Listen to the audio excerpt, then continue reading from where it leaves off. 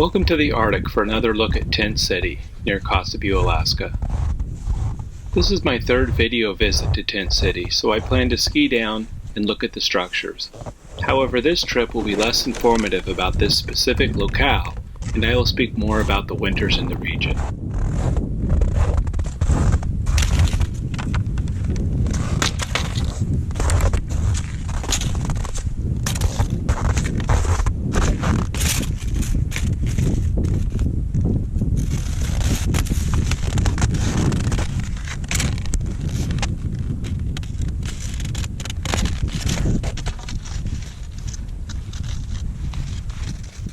It is nearly the end of March, and Arctic days are finally longer than the nights.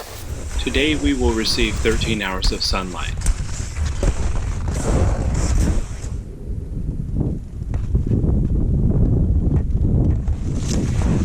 In the dark of winter, sunrise comes slowly, and the golden globe barely crests over the horizon before it begins to set for the evening.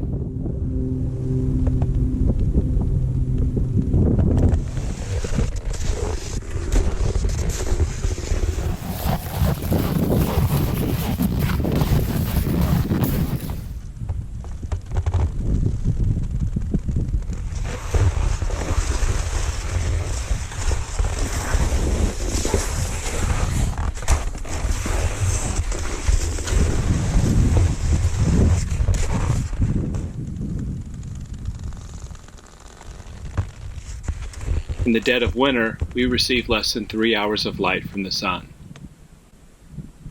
Inversely, at the apex of summer, the sun dips below the horizon for a couple hours, but it never really gets dark.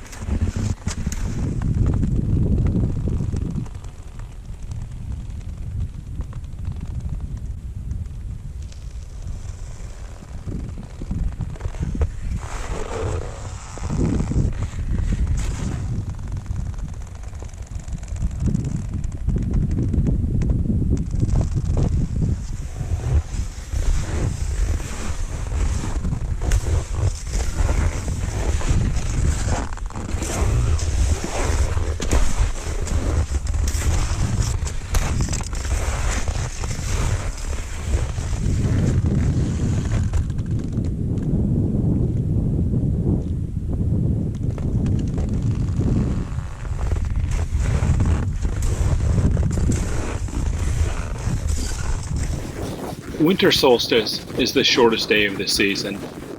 It is a cause for celebration, because it means each day from this point forward will be a little longer.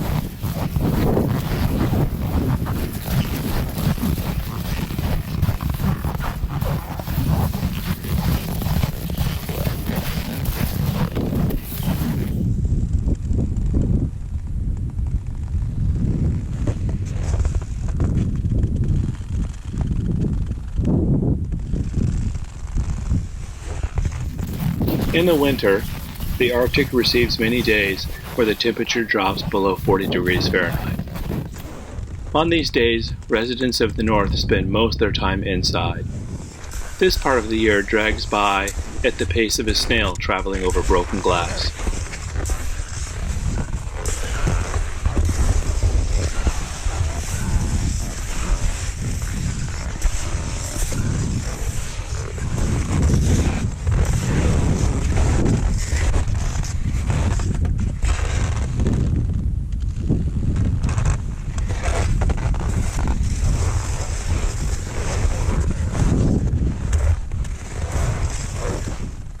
When the temperature warms up to negative 20 degrees outside, activities become more prevalent.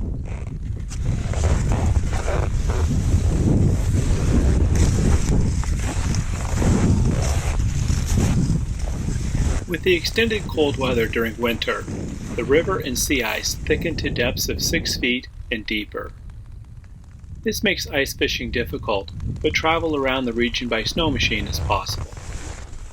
This said, with the extreme cold temperatures, each year several residents perish when their snow machines break down or they get stuck in the middle of nowhere. Needless to say, it's important to always carry emergency gear, have the ability to build a winter shelter, start a fire, and possess knowledge of cold weather survival skills. Further, and perhaps fundamentally, equipment maintenance is a very good proactive measure to avoid most breakdown issues. In addition to these steps, winter travel with a friend or groups of friends ensure that you have a backup plan or a ride in the event that things go bad.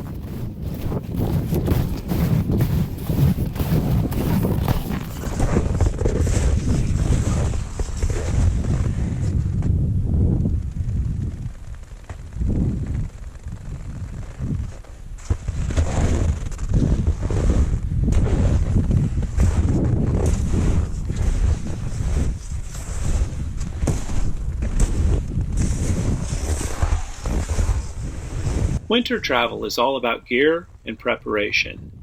In the sub-zero temperatures, every part of your skin must be covered, and it's important to dress in layers. Layers of clothing help trap the heat that is generated by your body. Additionally, layers allow you the ability to regulate the amount of insulation you need to stay warm, but not overheat. And finally, the outermost part of your clothing should be impervious to the wind to eliminate air exchange and loss of body heat. To expand upon this with a real-life example, you could be bombing down the trail at 50 miles an hour for an extended period of time. In this situation, you will need the insulation from layers and good wind protection. Then you decide to go off trail for a few minutes and get stuck. In this instance, you would want to shed a layer or few so you don't get overheated and begin to sweat. Water and insulation are not the best of friends.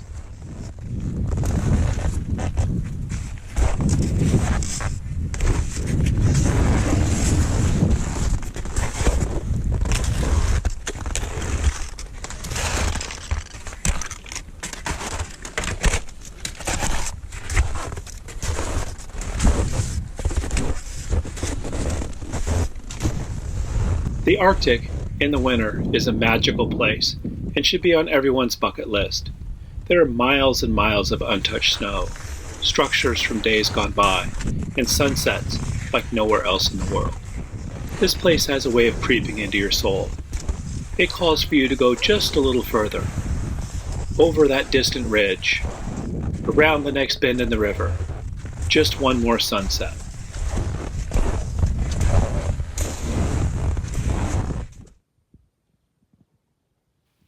I'll see you in the Arctic, and don't forget to subscribe for more Alaskan adventures.